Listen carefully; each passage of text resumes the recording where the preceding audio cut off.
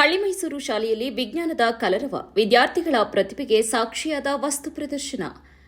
ತಾಲೂಕಿನ ಹಳ್ಳಿಮೈಸೂರು ಗ್ರಾಮದ ಸರ್ಕಾರಿ ಪದವಿ ಪೂರ್ವ ಕಾಲೇಜಿನ ಪ್ರೌಢಶಾಲಾ ವಿಭಾಗದಲ್ಲಿ ಹಮ್ಮಿಕೊಳ್ಳಲಾಗಿದ್ದ ವಿಜ್ಞಾನ ವಸ್ತು ಪ್ರದರ್ಶನ ಕಾರ್ಯಕ್ರಮವು ಅತ್ಯಂತ ಯಶಸ್ವಿಯಾಗಿ ಜರುಗಿತು.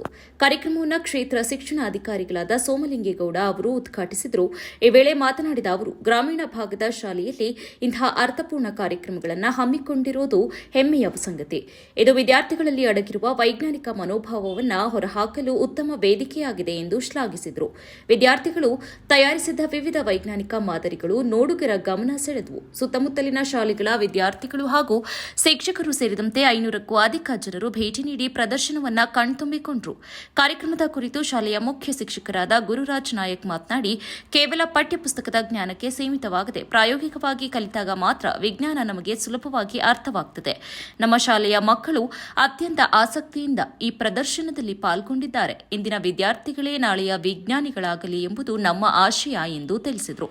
ಕಾರ್ಯಕ್ರಮದಲ್ಲಿ ಸಿಆರ್ಪಿ ನಟೇಶ್, ಇಸಿಒ ಆನಂದ್, ಗಣಿತ ಶಿಕ್ಷಕರಾದ ಎನ್ ಮೂರ್ತಿ, ರೂಪಾ ಜಿ, ಯಮುನಾ ಎಂಎಸ್, ಚಿತ್ರಕಲಾ ಶಿಕ್ಷಕಿ ಲಕ್ಷ್ಮಿ, ಹಾಗೆಯೇ ಪ್ರಥಮ ದರ್ಜೆ ಸಹಾಯಕರಾದ ಸಂತೋಷ್ ಕುಮಾರ್, ಚಿತ್ರಕಲಾ ಶಿಕ್ಷಕರು ಲಕ್ಷ್ಮಿ ಎಎನ್ಎಸ್ಕ್ಯೂಎಸ್, ಮಾರ್ಗದರ್ಶಕರಾದ ಸಂತೋಷ್ ಕುಮಾರ್ ಸೇರಿದಂತೆ ವಿವಿಧ ವಿಷಯಗಳ ಅತಿಥಿ ಶಿಕ್ಷಕರು ಹಾಗೂ ಶಾಲಾ ಸಿಬ್ಬಂದಿ ವರ್ಗದವರು, ಸುತ್ತಮುತ್ತಲಿನ ಶಾಲೆಗಳ ವಿದ್ಯಾರ್ಥಿಗಳು ಹಾಗೂ ಶಿಕ್ಷಕರು ಸೇರಿದಂತೆ ಇತರರು ಹಾಜರಿದ್ದರು.